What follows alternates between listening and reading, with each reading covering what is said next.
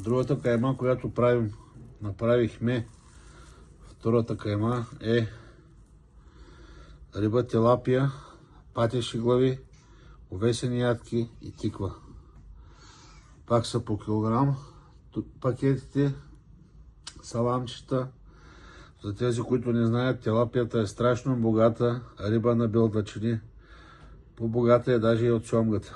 Хранителна, в патешите глави има колаген, овесените ядки има омега-3, в рибата има омега-6 масни киселини. Просто се получи една страхотна кайма и с добавка тиква.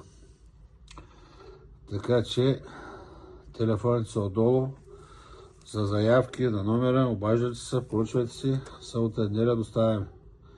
Повтарям, втората кайма от риба тилапия, патеши глави, овесени ядки и тиква.